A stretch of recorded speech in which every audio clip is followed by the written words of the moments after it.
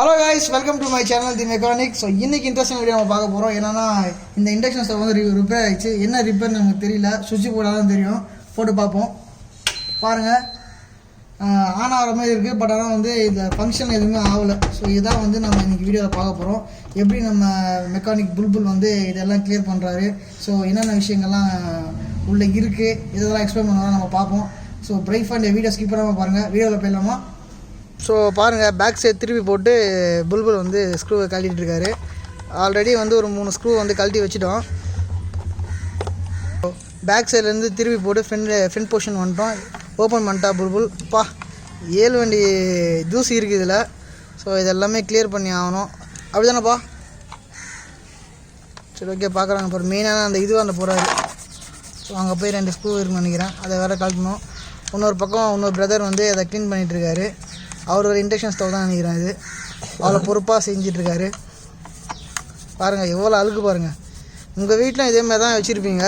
தயவுசெய்து ஒரு 10 நாளைக்கு ஒரு வாட்டி சும்மாவது அதை துடைச்சி வைங்க. இந்த ஃபேன் இருக்கிற இடத்துல வந்து நீங்கள் அதிகமாக டஸ்ட்டு சேரும். அதெல்லாம் வந்து கிளியர் பண்ணாலே நம்ம பாதி வேலை நம்ம கம்மியாயிடும். ஸோ ரொம்ப நாள் வரும், அதான் விஷயமே. பாருங்கள், இப்போது ஃபுல்லாக கிளியர் பண்ணிகிட்ருக்காப்புல.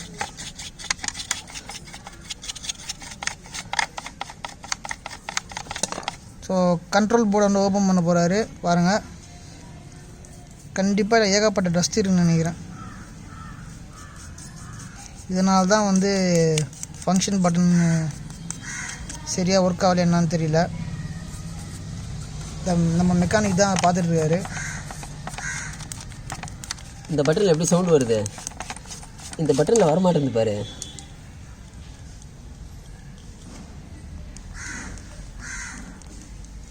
இந்த சுவிட்சிங்க தான் மாற்றணும். ஸோ இதில் வந்து பார்த்தீங்கன்னா சுவிட்சு பிரச்சனை சொல்கிறாப்புல.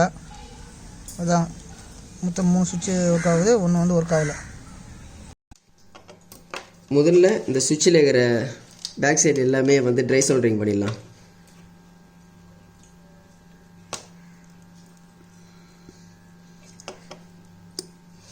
இதை யூஸ் பண்ணிங்கன்னா உங்களுக்கு சால்ட்ரிங் எல்லாமே இதில் ஒட்டிக்கும். அப்புறம் அந்த சுவிட்சை வந்து நீங்கள் ஈஸியாக தரலாம் வெளியில்.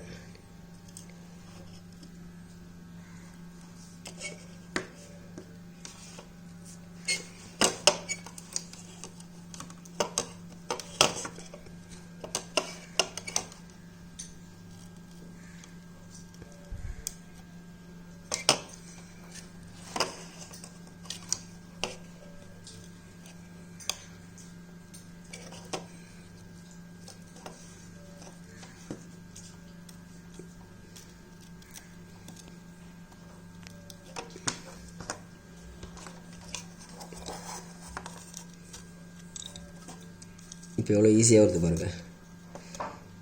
இதை யூஸ் பண்ணாமல் நீங்கள் டீசால்ட்ரிங் பண்ணுறது ரொம்ப கஷ்டம், வரவே வராது. நீங்கள் பூச்சி எழுத்து உடைக்கிற மாதிரி இருக்கும். இப்போ இந்த சுவிட்சு மாற்றியாச்சு. ஆல்ரெடி இது ஒன்று மாற்றிட்டேன், இப்போ இது ஒன்று மாற்றணும். இதில் பாருங்கள், அந்த சவுண்டு சரியாக வர மாட்டேங்குது. ஆனால் இதில் பாருங்கள், நல்லா தான் இது போச்சு. என்ன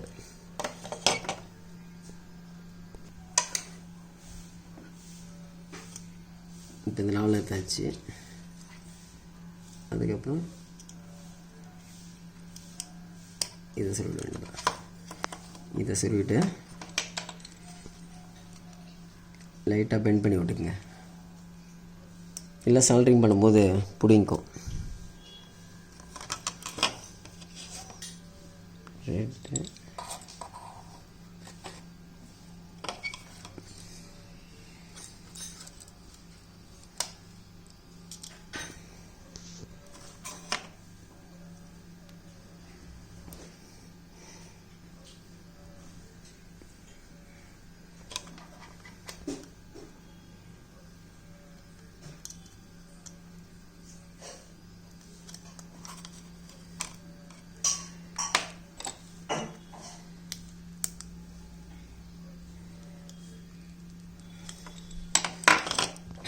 இப்போ சால்ட்ரிங் பண்ண வேண்டியது தான்.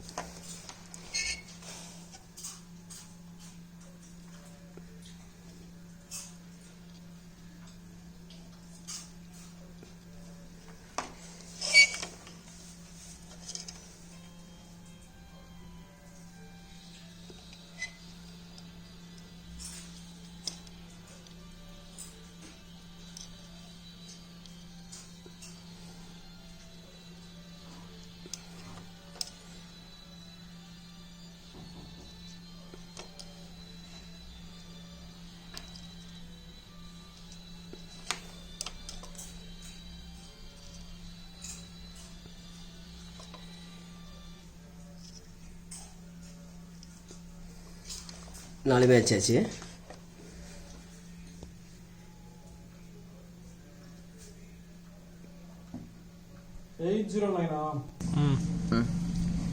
சுவிட்செலாம் மாற்றியாச்சு. 3 சுவிட்சு மாற்றணும். ஒரு சுவிட்ச் மட்டும் நல்லா இருக்குது, அப்படியே விட்டோம். இப்போ இதை அசல் பண்ணிக்கலாம்.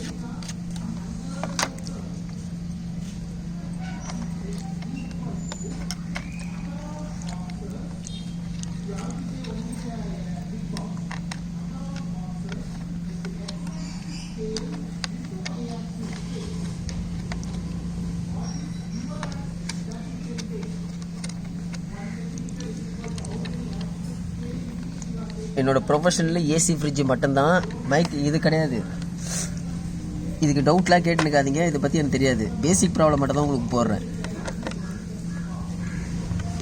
ஏன்னா அடிக்கடி அந்த பட்டன் யூஸ் பண்ணுவீங்க, அந்த பட்டன் போக நிறைய சான்சஸ் இருக்குது. அதை நீங்கள் மாற்றிக்கலாம்.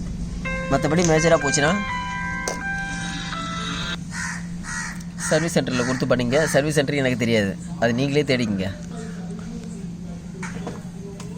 இப்போ எல்லாமே ஃபிக்ஸ் பண்ணியாச்சு. இப்போ அந்த சவுண்டு பாருங்கள். இப்போ அசம்பிள் பண்ணிடலாம். இப்போது இந்த ஜாக் எடுத்து இங்கே சொரு வைக்கணும்.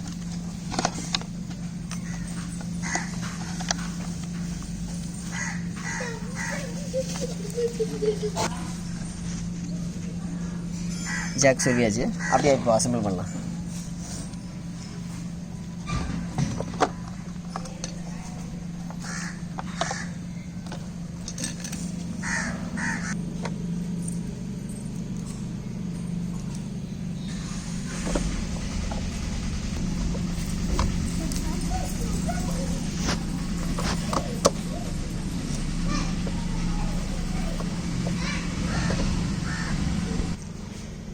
இப்போ சுவிட்ச் ஆன் பண்ணிட்டு இப்போ ஆன் பண்ணி பார்க்குறேன். இப்போ பாருங்கள், ஒர்க் ஆகுது. எல்லா பட்டனுமே ஒர்க் ஆகுது. எனக்கு ஃபங்க்ஷனிங் தெரியாது, பட்டன்ஸ் ஒர்க் ஆகலை, அதனால தான் இந்த ப்ராப்ளம் நான் பார்த்தேன். சரி, இந்த வீடியோ உங்களுக்கு பிடிச்சிருந்தா லைக் பண்ணுங்கள், ஷேர் பண்ணுங்கள், கமெண்ட் பண்ணுங்கள், எதனாலும் பண்ணி தொலைங்க.